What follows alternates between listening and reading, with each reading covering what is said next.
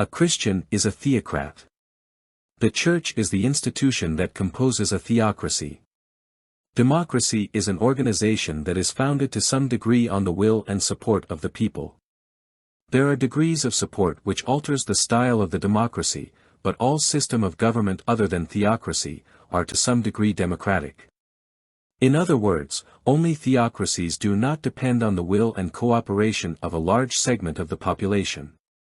This even goes for fascism and other forms of tyranny.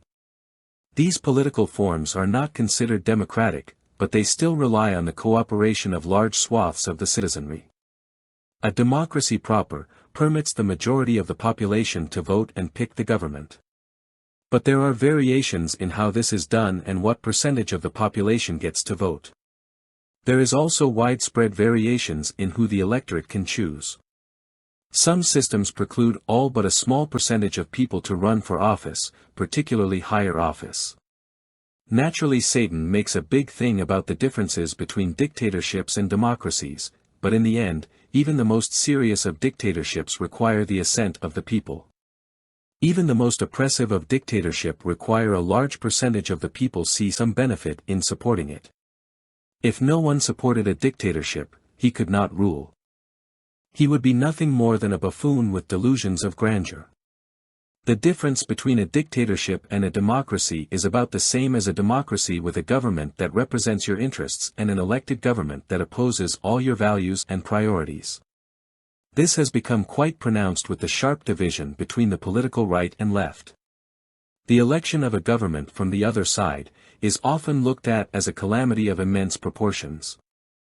Indeed, calling Trump a dictator hardly unnerves the right, who would rather have a dictatorship under a person with conservative views than a liberal democracy. The real distinction between governments is the division between forms of government in which men make the laws and enact the regulations, and one in which God is the sole authority. In a theocracy we are all equally under God, and the only laws are the ones written in our hearts. This may seem like a moot point and perhaps even a negative factor. But think about if you ruled the world, or even a nation, what it would entail. The only way this would be feasible without a great deal of power and money is if you were God.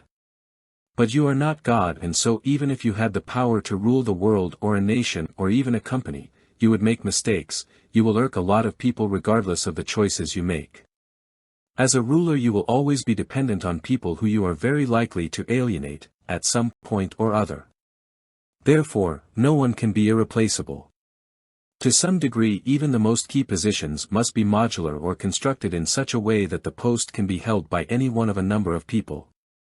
A kingdom dependent on personalities is brittle.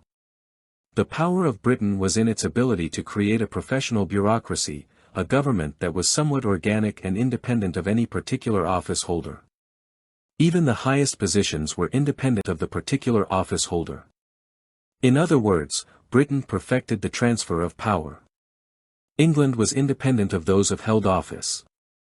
When the highest ruler relies on graft and corruption to maintain his or her power, his or her reign is always precarious, always reliant on his or her ability to bribe those under them, which is offset by the ruler's need to rob the populace of the funds needed for payments to his or her cronies. If payments to his supporters decline or cease to increase at a rate they feel is needed, the ruler will lose support. But if the expropriations from his subjects increase too much, the ruler will face increased resistance, which will put pressure on the cost of government. Either way, at some point the support for the ruler will wane and opposition to his rule will increase and he will ultimately be overthrown. Democracy is often touted as being the expression of the will of the people. This is an obvious lie, but no one wants to admit it.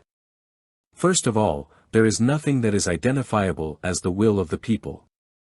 Even if there is a will, it is not a coherent property. The wide range of parties reflects the wide range of what people want. If a significant number of people vote for a party, then a significant number of people are having their will denied, when an opposition party is elected. People forget, democracy is as much about denying the people a voice as in giving people a voice. The only people whose voice is heard are those who voted and who voted for the winning party.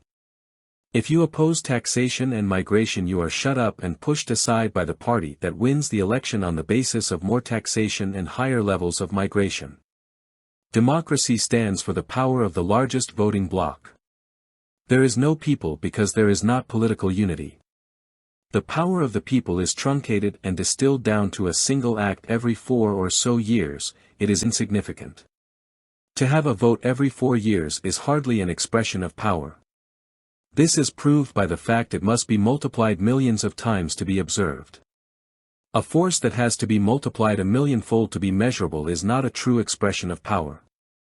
A person is elected or defeated only by a huge number of voters, but this is not necessarily, or even likely, a majority of the people. It is simply the biggest voting bloc that gets to have their opinions and values prioritized. We cannot talk about equality when we have elections and these elections pit groups against each other. Only one group can be represented. The rest become to varying degrees alienated.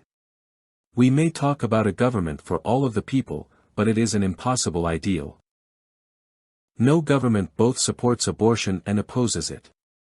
A government cannot be both hard on crime and more progressive. If there are two parties with opposing platforms, then there is a country that is split on what path they ought to be on. The worst of it is that more often than not, these parties alternate in holding power. For a few years the country is strict on crime and giving out harsh penalties for infractions.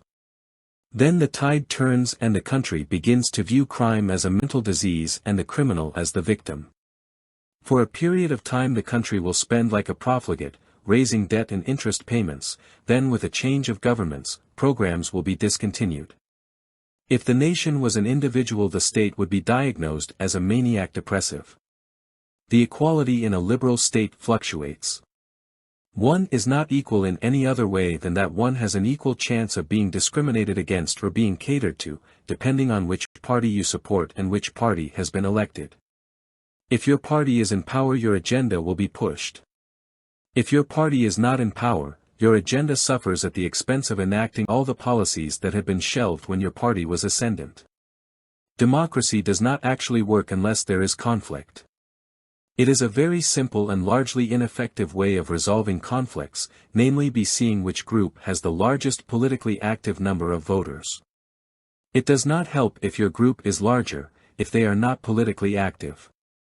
A group can be a minority of the population, but if they are more politically engaged than other groups, they can win an election.